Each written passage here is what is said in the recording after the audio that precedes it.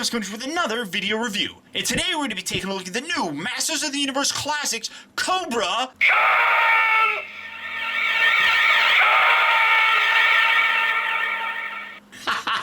And I had to do that, I hope you guys know. And as you can see, they're still putting this weird kind of additional wording here, Valley of Gnarl. People say that's because they have to keep the trademark for it, but I honestly have no idea why they need to do that. I don't see random Transformer names on packagings for like Optimus Prime from Hasbro, so I don't know why they do that. But there's the white mailer. As you can see, you just open it like this. Open it like that. Let's see if there's tissue paper. Is there tissue paper? Can I? Don't come out of the box. There, come on. What the hell? Come out of the box. There he is. There's no tissue paper. No tissue paper. Oh. And he's upside down. There. But there you have him. Kobra Kahn, the evil master of snakes. As you can see, typical Master of the Universe Classic packaging, with the Castle Grayskull kind of look on here, the Lightning Bolt, Master of the Universe Classics, adult collectible. One thing that I'm actually noticing, oh no, there it is. I thought on both sides they had the holes, but now it appears they're only putting the holes on one side, or maybe they only put it on one, and I'm just retarded and I don't remember. This does conform to safety requirements of the ASTF FN 63. Whatever that means, I have no idea.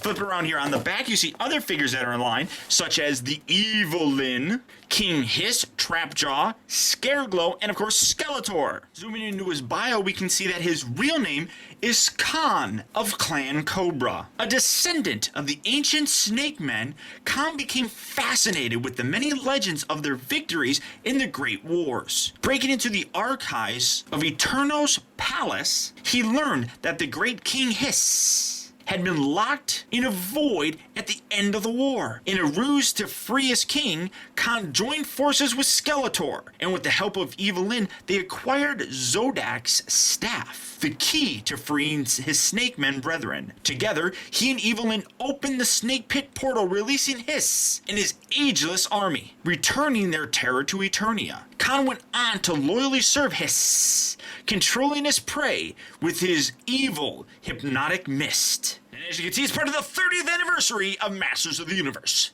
Yeah! But there it is. There you see his figure, really kind of cool. He's got the his gun, he's got his alternate head in there, and he's got a little pet. Yeah, he's got a little pet in there. A little pet snake. Yeah. So, there you have Kobra Kahn. So let's get him open and see how cool he actually is. Alright guys, so here we have Kobra Kahn opened up and out of its packaging. And up first we're going to take a look at his little buddy Fang. Now that's the actual official name for this. It was the name of the character in the 2000X series, unlike what some people want to call him, which really isn't his name. Like I said, Fang is the official name for this guy. And actually this is a really nice little piece to have. And as you can see, it's actually a fairly nicely molded figure, although it's not articulated or anything. It's just a little tiny piece. But you can definitely see where the arms and the legs are molded here. I really love the lighter green plastic, well, paint, I suppose, and then the darker green as it comes down. You can see his face looks really cool. Obviously, you got his eyes, his mouth, and then his little fangs. And then the coolest thing really about this is that on the bottom, I don't know if you can really kind of see it, but he's actually molded to be able to sit on Kobra Khan's shoulder, specifically his left shoulder. And as you can see, like I said, on his left shoulder, he fits perfect. It's absolutely wonderful. I mean, you can kind of see where the molding on Fang himself is actually designed to go around this brown piece. So it sits on there perfectly. I mean, you move it and you can see where it kind of disrupts that look, and it just sits perfectly on there. Now, you can't do it on the other side.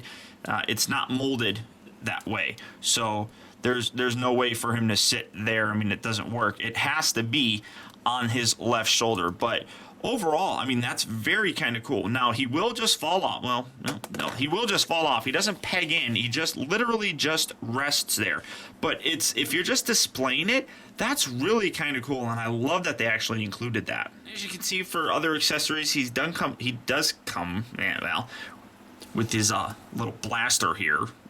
Nothing too spectacular. It's kind of cool. I mean, it's a blaster. Nothing super about it. And one thing about the mold that I want to kind of talk about is that one thing that I absolutely love that they did was they really recreated the head and the look of the original figure. Now you guys may not know this, but the original figure actually had a little bit of a gimmick to it. You could fill his body up with water and then you would push his head down and he would squirt water out, kind of like a squirt gun. And they kind of sort of recreated that look with this new figure. As you can see, kind of in the middle here, you see a little round section that almost replicates exactly how the squirt gun look on the original figure's head really was designed. I mean, you can definitely see that in there, and I love the fact that they included that. It's a really nice homage to that original figure. Now, like with a lot of other Masters of the Universe figures, we got an alternate head, and as you can see, he's got this whole open hood look going, which is normally how it would be if he's going to be squirting venom out of his mouth. Now to do that, you just take his head, pop that off, and give that a good squeeze, and here you now have the open hooded look, which looks a whole lot more menacing. But one problem that you have is this is a very hard plastic, so his articulation really is limited, especially, you know, the forward and back, up and down. I mean, it's just really kind of hampered by this whole thing. So that really does kind of suck. But it still gives a really cool look, and you can sort of still get him to sit on his shoulder. It's harder to do because you actually have to fold this down, but you can still get him to sit on there, meaning Fang. You can still get that, but you have to kind of tuck his little tail underneath the hood section here. So that still is possible to do, but it's a little bit of a pain in the butt. So his articulation in his head with this on is a little bit limited. His arms are on the normal pin and socket joints, so they move forward, back, in, out, up, down, right, left, forward, back, blah, blah, blah. They rotate at the bicep here. Now, for the most part, people have been showing this as being the amount of articulation on his elbow. Now, it really kind of is nerve-wracking to do, but if you force it, it will go further. It's almost like there's extra plastic in there that you have to kind of go over in order to get that full range of motion in his elbow. But once you work it, you can see it does actually have a full range of motion in the elbow. It also rotates here at the wrist. This elbow does the same thing. You just have to force it a little bit and get it. And it's almost like there's almost like a ratchet joint in there that as you do it, it stops and then you force it over and it stays there. But you get a full range of motion. You just kind of have to work it a little bit. He has the ab crunch, rotates here at the waist, forward and back at the hip, in and out, bends at the knee, rotates at the upper part of the shin, got a little pivot here in the foot, and of course the forward and back motion. Now, one thing that's actually very cool about this is just about everything on this figure is completely newly molded. Obviously the head's completely different. The whole torso section is completely different. Probably the shoulders and the biceps are the same, but I think that this forearm section here is new. The hands are probably the same. This little crotch bit here is actually new. I don't remember ever seeing a figure with this yet, where this whole cod piece here kind of actually folds down and around. That's actually really kind of cool and gives a whole new look to the cod piece section itself. The thighs look like they're pretty much identical, but the shin pieces here down on the lower portion are completely new. And then I think these feet are just reuses of the Skeletor three-toed thing. Now his articulation with the regular head is actually a little bit better, obviously, because he doesn't have that hood blocking him. God, that gets on there really tight. So you get full left and right, and then he kind of, I mean, his up and down isn't all that good.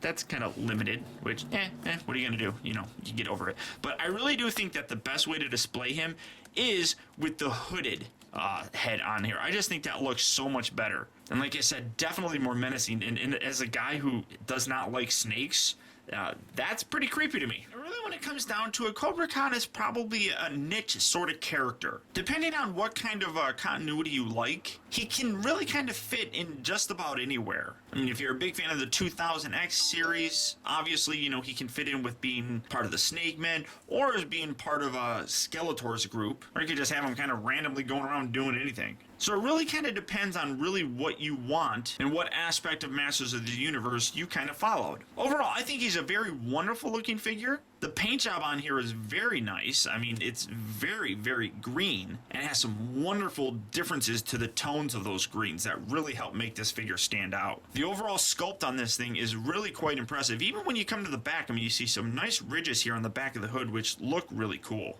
is definitely a figure that, even if you're not a fan of the Snake Men, would just look really cool as being part of a Masters of the Universe display. So without a doubt, guys, I highly recommend picking this guy up. The biggest problem is, of course, it's through MattyCollector.com. That being said, he's unfortunately sold out right now. So if you wanted to get him, you have to go through Big Bad Toy Store or eBay. But I would recommend picking this guy up. On aftermarket prices, though, you have to be careful. I wouldn't pay more than $35 for this. Maybe $40 shipped. And if you can find him for that price, I would definitely consider picking him up. So until next time, guys, I want to thank you for tuning in. This has been Optibotimus. I'll talk to you later.